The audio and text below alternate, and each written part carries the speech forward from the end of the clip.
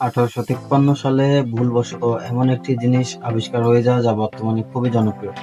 ইনি হলেন moons lake হাউজে কর্মরত একজন নেটিভ শেফ। তিনি একজন আফ্রিকান আমেরিকান, নাম জর্জ ক্রাম। গ্রীষ্মের এক সন্ধ্যায় একটি রেস্টুরেন্টে একজন গ্রাহক তার ফ্রাই করা আলুর অর্ডারটি বারবার ঘুরিয়ে দিচ্ছিল, এই অভিযোগ করে যে সেগুলো খুবই মোটা এবং ভিজা।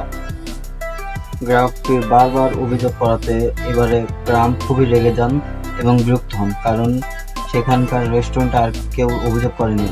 ক্রাম এবারে আলুগুলোকে খুবই পাতলা করে কাটলেন এবং মচমচে না হওয়া পর্যন্ত ভাজা হলে সেগুলোতে বেশি করে লবণ ছিটালেন। তিনি ভেবেছিলেন এইগুলো সে কাঁটা চামচ দিয়ে খেতে পারবে না এবং সেই গ্রাহকটি তাকে আর বিরক্ত করবে না। কিন্তু এবার ক্রাম অত্যন্ত অবাক হলেন, কারণ গ্রাহক ওই মচমচে লবণাক্ত ভাজা আলুগুলো পছন্দ করেছে। এই খাবারের নামকরণ করা হয় সারাটোগা চিপস। চিপসটি মুনস লেক হাউজের প্রধান খাদ্য হয়ে ওঠে।